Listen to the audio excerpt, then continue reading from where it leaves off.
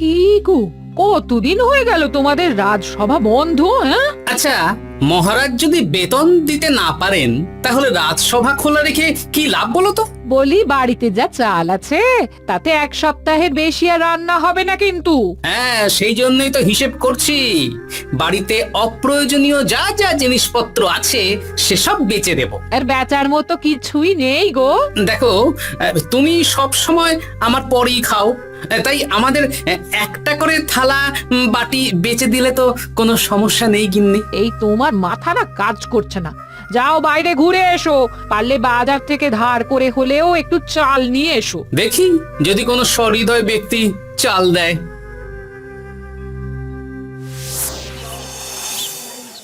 না গোপাল দাদা, বাজারের অবস্থা খুব খারাপ, আর আমি ধারে বিক্রি করছি না। আহা, আরে আমি কোনোদিন তোমার একানাও বাকি রেখেছি বলো?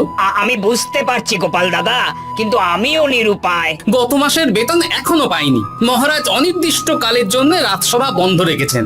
বিশ্বাস করো, বিশ্বাস করো, বেতন পেলেই তোমার ধার আমি মিটিয়ে দেবো। এই সপ্তাহ খানেক আগে একই কথা বলে সেনাপতি ধারে 25 কেজি চাল নিয়ে গেছেন।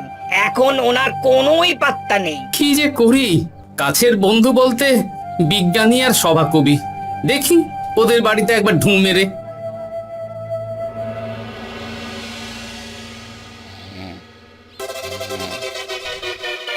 কৃষ্ণনগর কৃষ্ণনগর কৃষ্ণনগর শূন্য। হ্যাঁ, এবারে একটা মোহরও নেই। জাহাপানা সর্বনাশ হয়ে গেছে। কি হলো? পালে বাঘ পড়েছে নাকি? এই ঘুমের 12টা বাজিয়ে দিলে। জাহাপানা, এবারে কৃষ্ণনগর থেকে একটা মোহরও খাজনা আসেনি। হ্যাঁ, বলো কি? 1 মাস আগে বাৎসরিক খাজনা দেওয়ার শেষ দিন ছিল, কিন্তু এখনো একটা মোহরও খাজনা আসেনি। না জাহাপানা। পড়েছে এই বেগমের জন্য হীরের হার, হীরের কানের দুল, হীরের নাকছাবি বানাতে দিয়েছি। উজির, যা হোক করে কৃষ্ণনগর থেকে আমার খাজনা চাই চাই। তাহলে তো কৃষ্ণচন্দ্রকেই তলব করতে হবে। যা করার করো।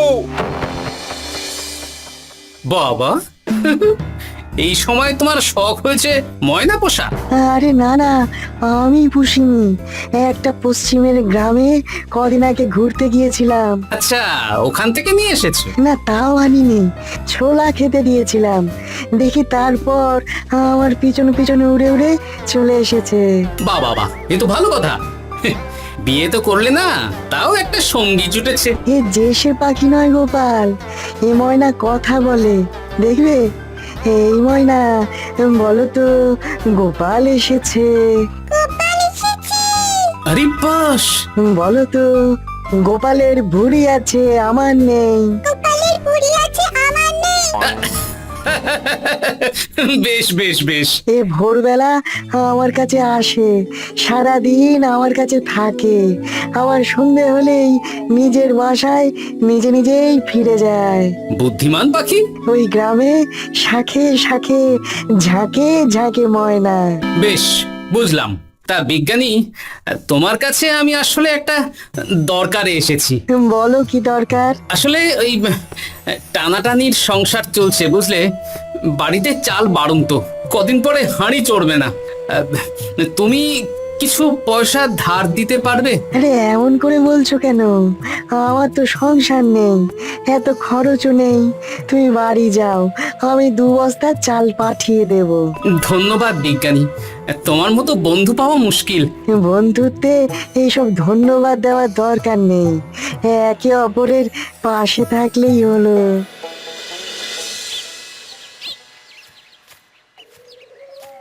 এ কি গো, খালি হাতে ঢুকছো যে? বিজ্ঞানী আমাদের 2 বস্তা চাল পাঠাবে, তাই কিছুটা হলেও চিন্তা কমলো, বুঝলে। ওমা, এই তো সারা বাজার ঘুরে তো ধারে চাল পেলাম না, হঠাৎ বিজ্ঞানীর বাড়ি গেলাম। উনি সত্যি তোমার বন্ধু? হ্যাঁ, হ্যাঁ গিন্নি, জানি না কতদিন আমাদের রাজসভার সমস্যাটা চলবে। দেখি অন্য কোনো কাজে লাগতে হবে, বুঝলে। এই দেখো দেখো, যা করার তাড়াতাড়ি করো, এভাবে তো আর চলতে পারে না গো। কি নবাব বাহাদুর আমাকে ডাকছেন? হ্যাঁ, জাহাপনা আপনার উপরে রেগে আছেন। অতি সত্বর আপনাকে দেখা করতে বলেছেন। এবারে চাষাবাদের মন্দার কারণে রাজস্ব আদায় তেমন ভালো হয়নি, তাই খাজনা পাঠাতে পারিনি। আর কিছুদিন অপেক্ষা করতে বলুন, আমি ঠিক খাজনা পাঠিয়ে দেব। এখন আর খাজনা নিয়ে কথা বলবেন কিনা জানি না। আপনাকে নবাব এই আদেশ পাঠিয়েছেন, আপনি 2 দিনের মধ্যে নবাব বাহাদুরের সাথে দেখা করবেন। আচ্ছা ঠিক আছে।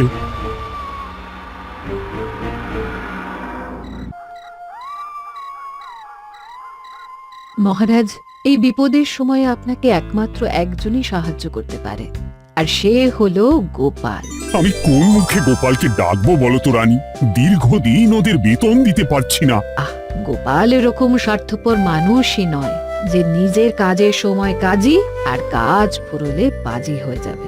আপনি একবার বলেই দেখুন না। বেশ, তাহলে আগামীকাল সকালেই গোপালকে ডেকে পাঠাচ্ছি।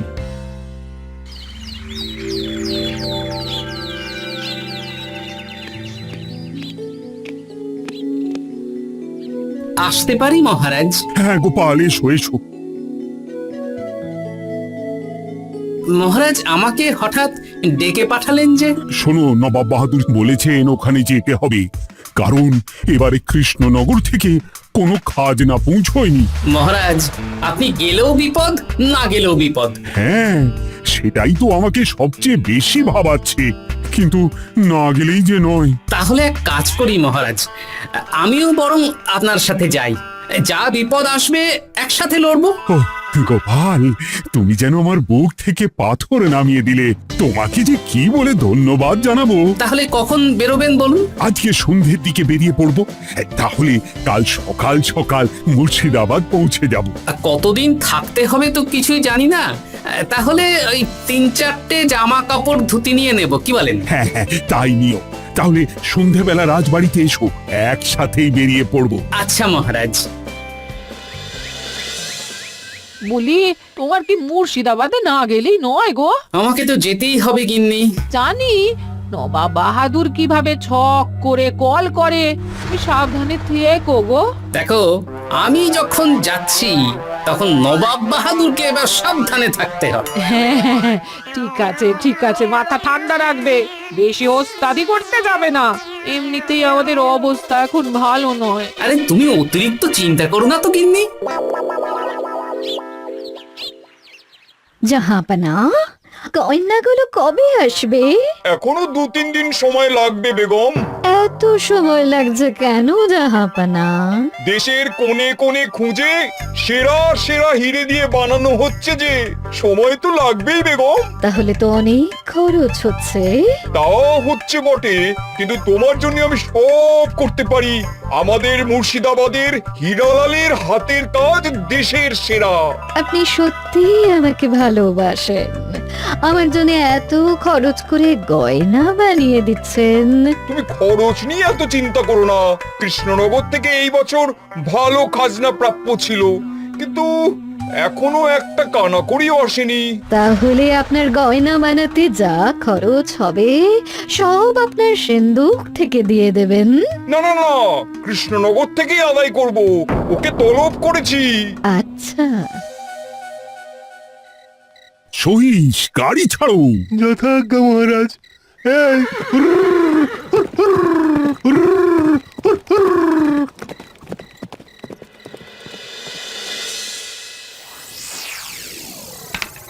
এত রাতে আবার কে এলো রে বাবা? খুলছে খুলছে।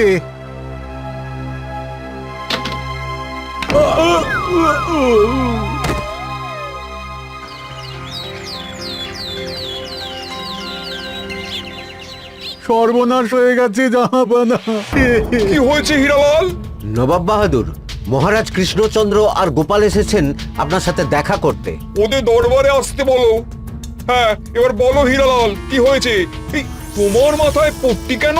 জাহাপানা, গত রাতে আমার সর্বস্ব লুট হয়ে গেছে। বলো কি হীরালাল? তোমার কাছেই তো বেগমের হীরের সব গয়নাগাটি বানাতে দিয়েছিলাম। হ্যাঁ জাহাপানা, সব গেছে।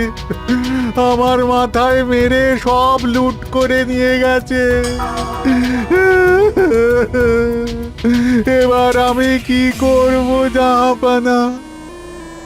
বেগম সাহেবা, আপনার গয়না যে হীরালাল শেখরার কাছে জাহাপনা বানাতে দিয়েছিলেন, ওনার সব লুট হয়ে গেছে।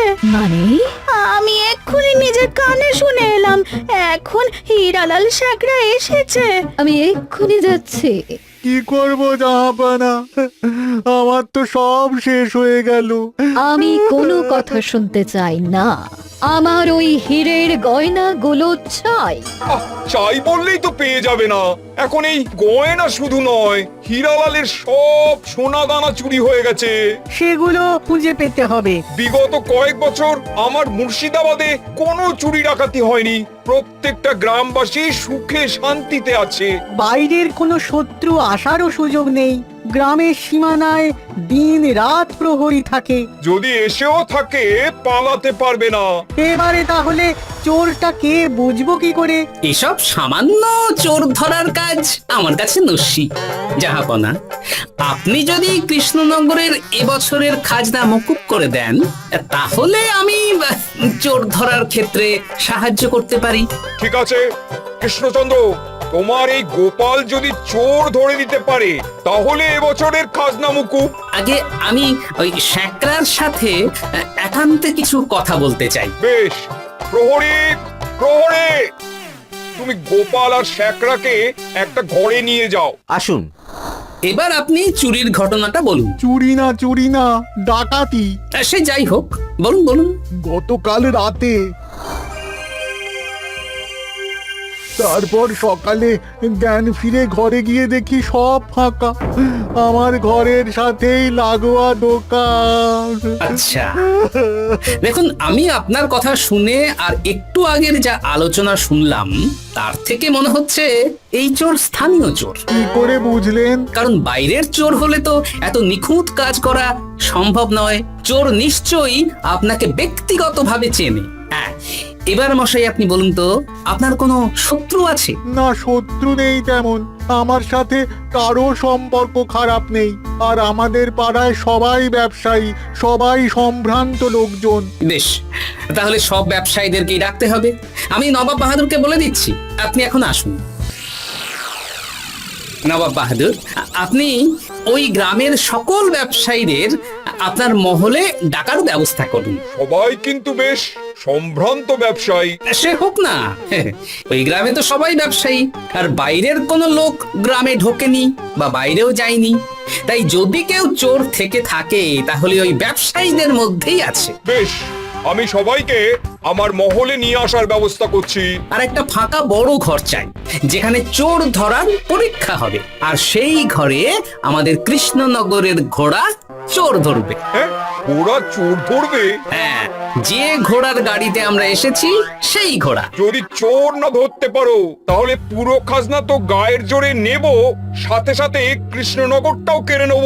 আমার উপর একটু ভরসা রাখুন নবাব বাহাদুর, আর যা বললাম করুন। বেশ, শুনুন, এই ঘরে আমার এক প্রিয় ঘোড়া আছে, আর সামনে একটা বালতিতে ছোলা সেদ্ধ রাখা আছে। আপনারা সকল ব্যবসায়ীগণ একে একে যাবেন, দরজা ভিতর থেকে বন্ধ করবেন, আর ঘোড়াকে এক মুঠো করে ছোলা খাইয়ে ফিরে আসবেন। তারপর কি বাড়ি চলে যাব? না, সবার ছোলা খাওয়ানো হয়ে গেলে আমি ঘোড়ার কাছে যাব, আর ঘোড়া কানে কানে আমাকে বলে দেবে কে চোর। তাহলে আর দেরি কেন? সবাই একে একে যাও।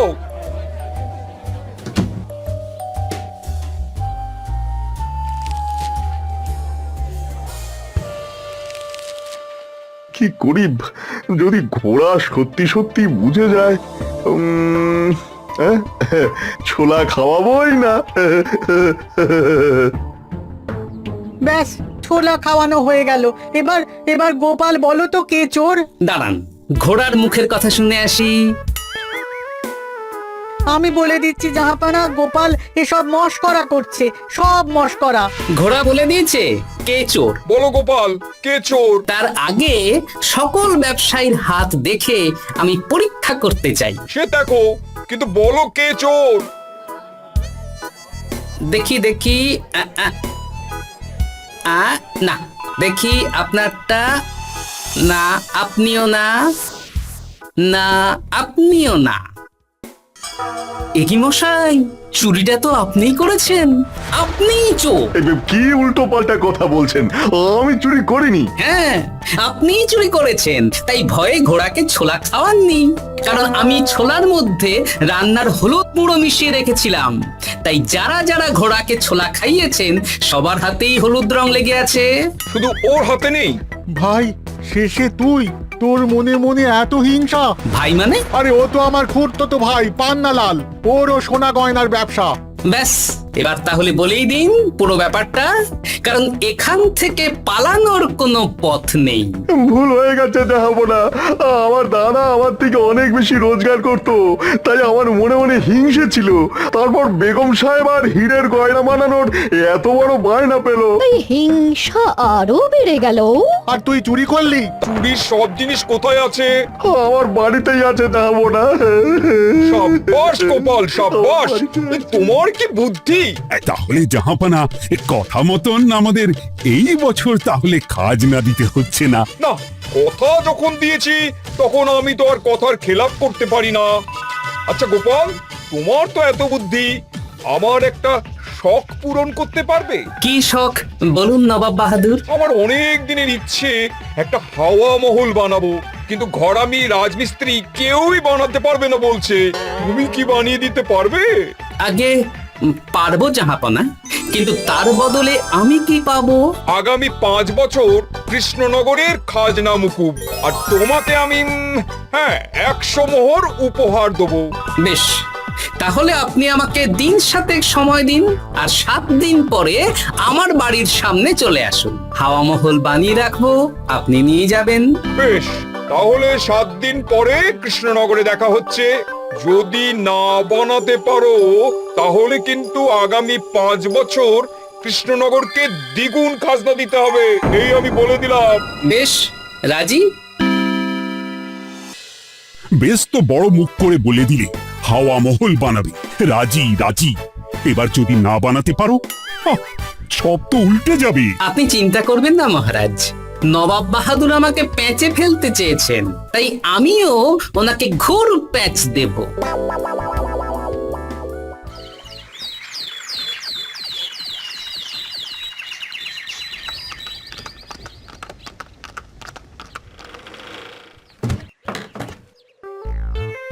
কি গোপাল, আরে কোথায় আমার হাওয়া মহল? 7 দিন হয়ে গেছে তো, তাই মহল দেখতে চলে এলাম। কাজ একদম শেষ পর্যায়ে, চলুন পশ্চিমের মাঠে চলুন। গিন্নি, তুমি মহারাজকে খবর দাও আর বলো পশ্চিমের মাঠে চলে আসতে। আরে তাড়াতাড়ি কর, তাড়াতাড়ি কর। ওই দেখুন, আপনার হাওয়া মহল তৈরি হয়ে গেছে। কই? উপরে দেখুন। ওরে, নবাবের হাওয়া মহল বলে কথা, নিজ কথা হয়ে গেছে। এবার রং কর, রং কর। হাওয়া মহল রং করছি তো, এত তাড়া দিস না। আরে তাড়াতাড়ি কর, তাড়াতাড়ি কর। আরে এসব আবার কি? ময়না পাখি হাওয়া মহল তৈরি করছে? হ্যাঁ, হাওয়া মহল তো, তাই হাওয়াতেই তৈরি হচ্ছে। হাওয়া তো আর চোখে দেখা যায় না, আমি তৈরি করিয়ে দিয়েছি। এবার জাহাপনা আপনি নিয়ে যান। হয়ে গেল, এবারেও গোপাল দাও মেরে দিল। মানে আমি কি করে? সে তো জানি না জাহাপনা, আপনি বলেছিলেন হাওয়া মহল বানিয়ে দিতে হবে, আর আমি আপনার আবদার পূরণ করেছি। এখন আগামী 5 বছর আমরা খাজনা মুক্ত। সাব্বাস গোপাল। ওরে, রংটা ভালো করে কর, ভালো করে কর। নবাবের হাওয়া মহল। গোপাল, তুমি সত্যিই বুদ্ধিমান, তোমার বুদ্ধির জবাব নেই। শোনো, আগামী 5 বছর কৃষ্ণনগরের খাজনা মুকুব, আর এই নাও তোমার 100 মোহর উপহার। এবার বলো, তুমি এই অসম্ভবকে সম্ভব করলে কি করে? আমি বুঝতেই পেরেছিলাম, আপনার মুর্শিদাবাদের চোর ধরার পরে আপনি আমাকে যখন হাওয়া মহল বানাতে বললেন, তখন নিশ্চয়ই কোনো উদ্দেশ্য আছে। কারণ আপনি তো মন থেকে চাননি যে খাজনা না দিয়ে আমরা মুক্তি পাই। তাই গোপাল এই চালটা চাললো। যদিও আমি গোপালকে একটু সাহায্য করেছি। কিরকম সাহায্য? কদিন আগে আমি বিজ্ঞানীর ঘরে গিয়ে দেখি একটা ময়না হুবহু মানুষের মতন কথা বলছে। আর বিজ্ঞানী বলল এরকম অনেক ময়না পাখি আছে। ব্যাস এই এক সপ্তাহ ধরে আমি ময়নাগুলোকে বিভিন্ন বুলি শেখালাম, আর ওরা সেগুলোই বলে চলেছে। নয় হ্যাঁ। ওরে রংটা ভালো করে কর, ভালো করে কর, নবাবের হাওয়া মহল। মহারাজ 100 মোহর আপনি রাখুন। আমাদের সব সভাসদদের এই মোহর থেকেই আপাতত বেতন দিয়ে রাজসভা শুরু করুন। ধন্যবাদ গোপাল, তোমাকে আমার সভাসদ পেয়ে আমরা সবাই ধন্য। আর বিজ্ঞানীকেও।